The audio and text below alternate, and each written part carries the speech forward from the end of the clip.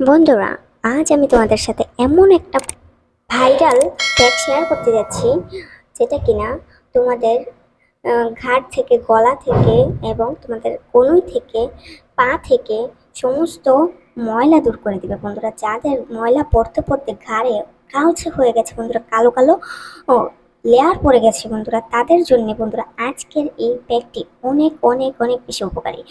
আজকের এই প্যাকটি তৈরি করতে খুবই সামান্য উপকরণ লাগে, যেগুলো কিনা আমাদের সকলেরই হাতের কাছে থাকে অ্যাভেলেবেল। এরকম কিছু উপকরণ দিয়ে তৈরি হচ্ছে আজকের এই রেমেডিটি। আজকের এই রেমেডিটা যদি তোমরা একদিন অন্তত করতে পারো, সপ্তাহে একদিন অন্তত করো, তাহলে তোমাদের ঘাড়, গলা এবং কনুই থেকে, পা থেকে, এবং কি তোমাদের যত যেখানে বন্ধুরা কালচে হয়ে গেছে বন্ধুরা, কালো কালো লেয়ার পড়ে গেছে, সমস্ত কিছু ধুয়ে মুছে তোমাদেরকে একদম প্লেন করে দেবে। তো কথা না বাড়িয়ে চলো শুরু করা যাক আজকের এই রেমেডিটি। প্রথমে আমাদের যা লাগবে বন্ধুরা, সেটা হলো চিনি। চিনিটাকে আমি এখানে পাউডার করে নিয়েছি বন্ধুরা। এখানে চিনি পাউডারটাই লাগবে, আস্ত চিনিটা ইউজ করতে যাবে না, কারণ আস্ত চিনিটা গলতে কিন্তু অনেক সময় লাগে। আর চিনি কিন্তু আমাদের স্কিন থেকে অনেকটা বন্ধুরা কালচে ভাব দূর করে দেয়, আমাদের স্কিনকে ফর্সা করে দেয়। এই যে বন্ধুরা, আমি এখানে নিয়ে নিলাম 1 চামচ চিনি। 1 চামচ চিনি নেওয়ার পর আমি এখন যেটা নিব সেটা হচ্ছে খুবই সিম্পল একটা সেটা হচ্ছে বন্ধুরা পেপসোডেন্ট। যে কোনো পেপসোডেন্ট তোমরা ব্যবহার করতে পারো, কোলগেট কিংবা পেপসোডেন্ট সাধারণ পেস্টের ব্যবহার করবে বন্ধুরা।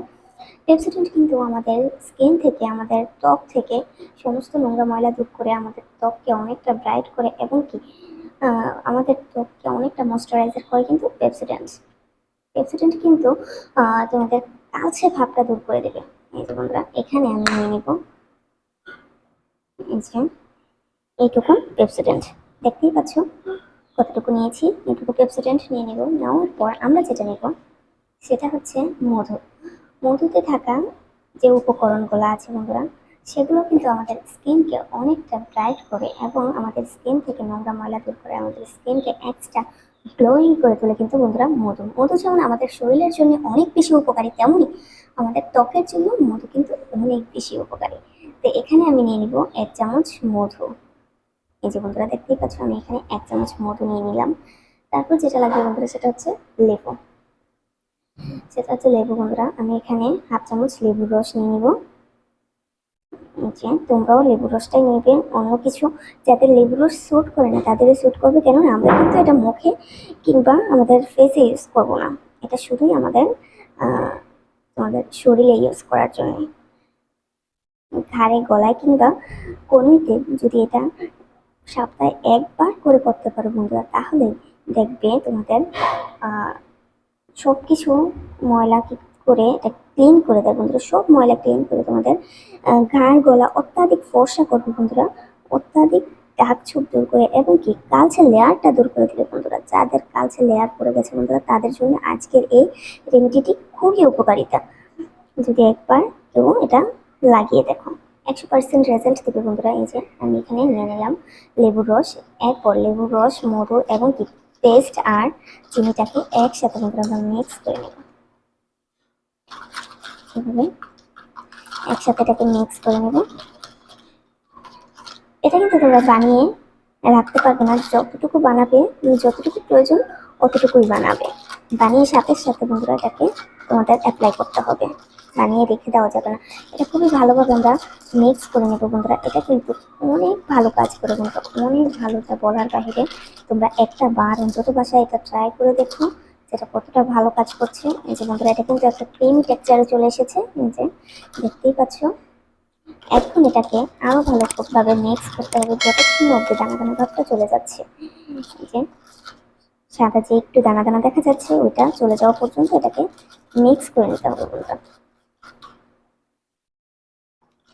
দেখতেই পাচ্ছ বন্ধুরা, আমার কিন্তু এটা মিক্স করা কমপ্লিট। এখন আমি এটা তোমাদেরকে অ্যাপ্লাই করে দেখাবো।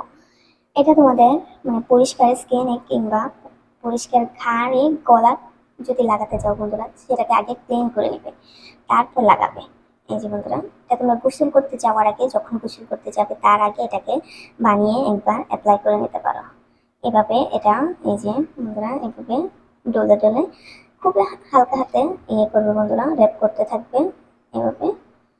এই যে বন্ধুরা, র্যাপ করে এটাকে লাগিয়ে রেখে দেবে বন্ধুরা 20 থেকে 25 মিনিট। যখন এটা শুকিয়ে যাবে তখন নর্মাল পানি দিয়ে এটাকে তোমরা ক্লিন করে নিতে পারো, কিংবা ভিজে টাওয়াল কিংবা ভিজে রুমাল দিয়ে প্রথমে এটাকে ক্লিন করে নিয়ে তারপর তোমরা গোসল করতে যেতে পারো, তখন তো পুরোপুরিভাবে ক্লিন হয়ে যাবে।